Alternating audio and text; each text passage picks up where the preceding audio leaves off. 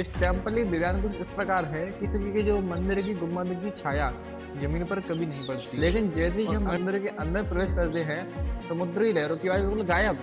मंदिर के फ्लैग को बदलने के लिए पुजारी हर रोज बिना किसी सपोर्ट या सीढ़ी के ऊपर चढ़ गया है और उसे मंदिर पूरे 18 सालों के लिए बंद हो जाएगा। पुजारी आंखों पर पट्टी रखकर उसे एक मूर्ति से दूसरी नई मूर्ति में डाल देते हैं। इस मंदिर पर टोटल 17 बार हमले हो चुके हैं। जगन्नाथ जगन्नाथ जगन्नाथ जगन्नाथ जगन्नाथ टेम्पल।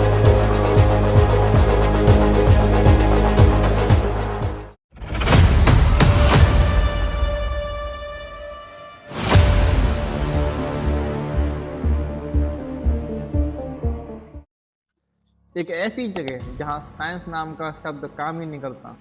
क्यों? क्या हुई? यह मंदिर उड़ीसा के पुरी में स्थित है, जिसका नाम है श्री जगन्नाथ टेम्पल। आज की इस वीडियो में हम इस मंदिर के अनुसल्य रहस्यों के बारे में बात करेंगे, जिनमें से प्रमुख हैं कि जो मंदिर के परिसर के ऊपर जो फ्लैग है वो हवा के अपोजिट डायरेक्शन में लहराता है। मंदिर के टॉप पर जो सुदर्शन चक्र है, आप किसी भी दिशा से देख लीजिए, वह हमेशा आप ही की तरफ चेहरा करते हुए दिखाई देगा। इस टेम्पल की डिजाइन कुछ इस प्रकार है कि इसकी जो मंदिर की गुम्बद की छाया जमीन पर कभी नहीं पड़ती।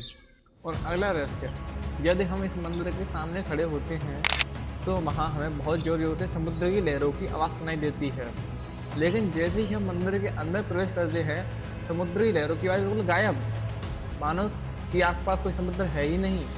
अगला रहस्य, कोई भी पक्षी या फिर हेलीकॉप्टर या जहाज इसके ऊपर नहीं उड़ सकता है, इसके ऊपर नो फ्लाइंग जोन है।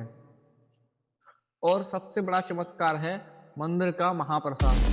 यहाँ कितने भी लोग एक बार में आ जाएं, कभी भी यहाँ के लोगों के लिए खाना कमी नहीं पड़ता है।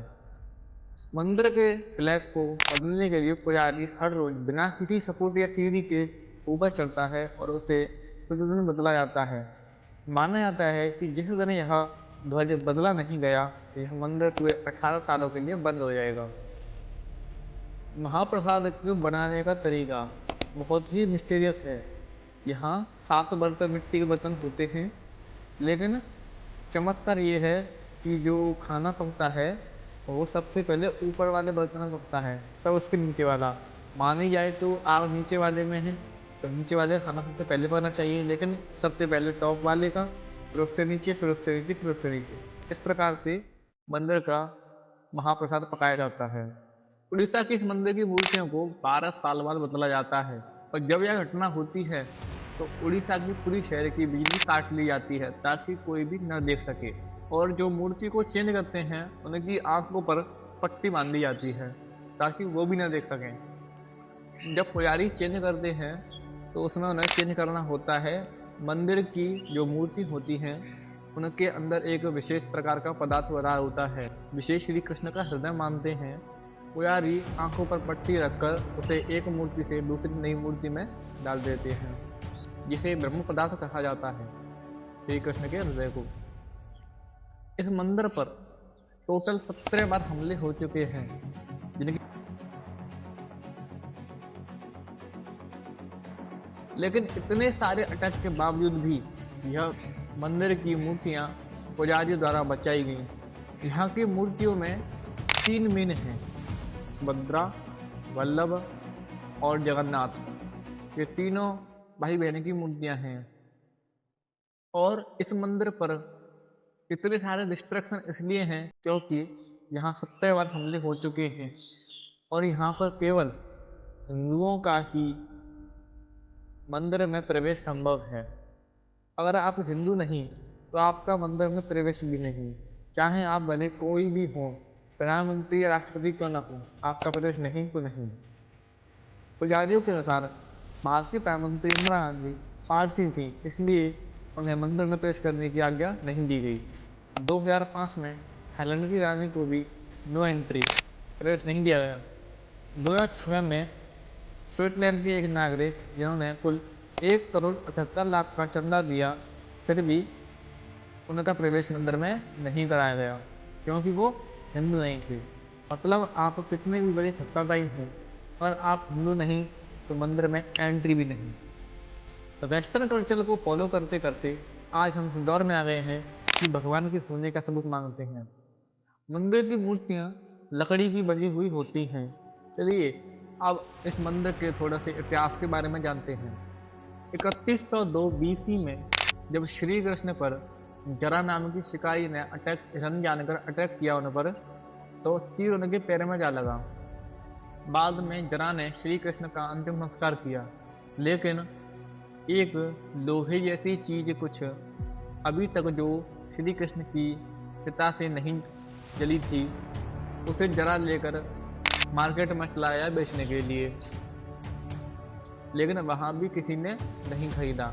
फिर उसने उसे लकड़ी के तख्ते पर रखकर नदी में बहा दिया। अवंती के राजा जो भगवान विष्णु के अनन्य भक्त थे, विष्णु भगवान ने उनके सपने में आकर कहा कि तुम नदी में डुबकी लगाओ, मैं तुम्हें वहीं पर मिलूंगा, एक लकड़ी के तने में। अगले दिन राजा ने नदी में डुबकी लगाई और एक तना प्राप्त हुआ। तने को महल में लाकर राजा ने अपने राज्य से काश्तकारों को बुलाया और कहा इसकी एक बढ़िया सी मूर्ति बनाई जाए।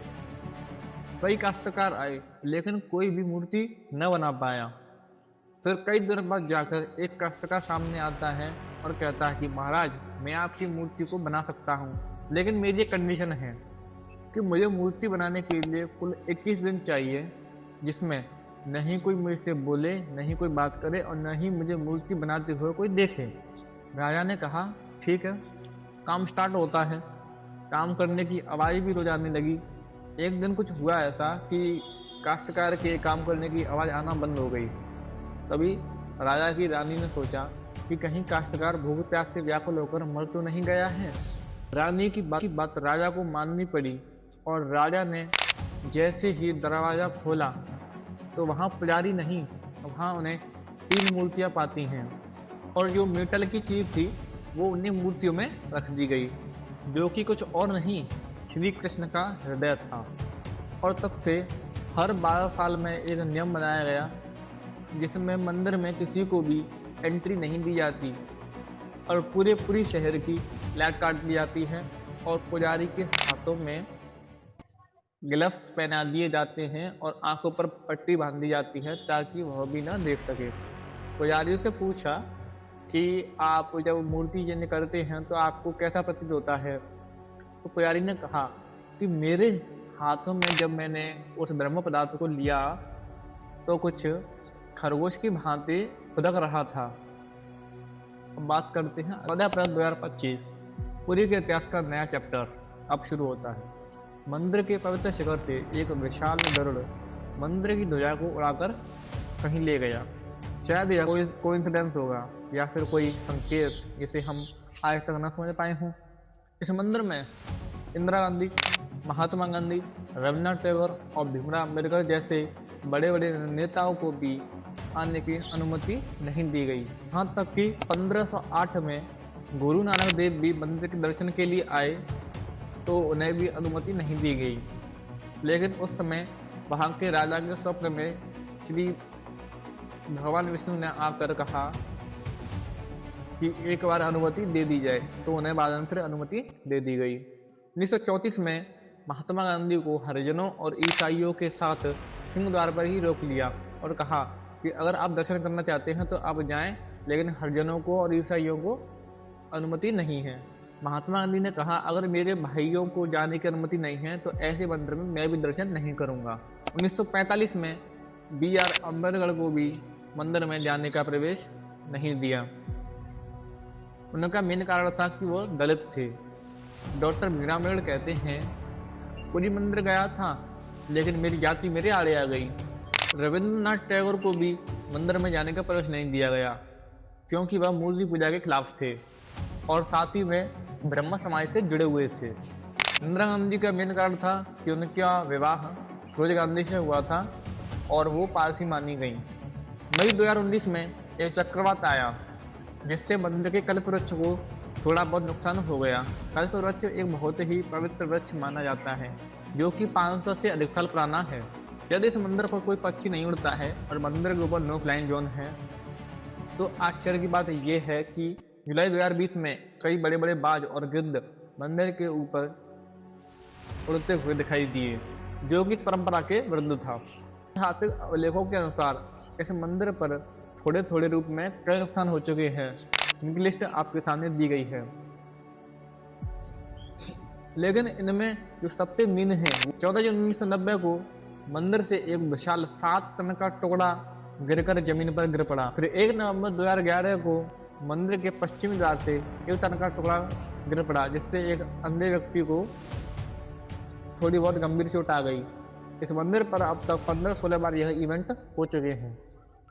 मंदिर के मुख्य द्वार से लेकर गर्भगृह तक कुल 22 सीढ़ियां हैं, जिनमें एक सीढ़ी यमशिला है। यमशिला को काफ़ी रहस्यमय माना जाता है, क्योंकि कहा जाता है कि अगर यमशिला पर पैर रख दिया तो एक पल में ही सारे पुण्य नष्ट हो जाएंगे और नरक जाना ही पड़ेगा। वेलकम टू नरक। यह शिला काले रंग की है। मंदिर के शिलालेख का रहस्य, the architecture of Puri Jagannath temple. इस मंदिर की टोटल ऊंचाई 214 फीट ऊंचाई है। जमीन पर हवा जिस प्रकार चलती है, जरूरी नहीं कि ऊपर भी सेम उसी प्रकार से हवा चले। साइंटिस्ट का मानना है कि इसका गुंबद जो है वो इस प्रकार है कि वहाँ हवा घुमावदार होकर विपरीत दिशा में चल उठती है, जिससे यह झंडा विपरीत दिशा में घूमता हुआ प्रतीत होता है। इसका एक मुख्य कारण है द वर्टेक्स इफेक्ट, मतलब हवा का घेरा। ASI archaeologist survey of India media interview में इसका बारीकी से जिक्र किया गया है। एक दिलचस्प बात यह भी है कि नेशनल जियोग्राफिक और डिस्कवरी चैनल की अपनी डॉक्यूमेंट्री में भी इसका जिक्र किया गया है, लेकिन अनएक्सप्लेन्ड फिनोमेना की कैटेगरी में से रखा गया है। इसका मतलब है कि एक ऐसा चमत्कार जिसे पूरी तरह नहीं समझा गया। साइंटिस्ट के पास इसका अंदाजा तो है, लेकिन कोई पक्का प्रूव नहीं है। और मंदिर की डिजाइन भी कुछ इस प्रकार से है कि वह साइंस की लॉज को चुनौती देती है। मंदिर की शैडो का रहस्य। मंदिर में कई सारे पार्ट्स हैं जो कि कुछ इस प्रकार से डिजाइन किए गए हैं कि उसकी छाया किसी और की छाया पर पड़ जाती है, जिससे उसकी छाया बन ही नहीं पाती है।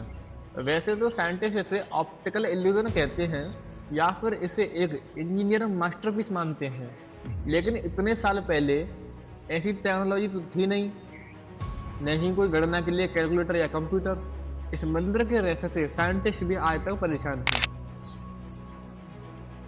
तो ये थे कुछ आज के जगन्नाथ मंदिर के बारे में रहस्य। वीडियो अच्छा लगे तो लाइक कीजिए, कमेंट कीजिए, शेयर कीजिए।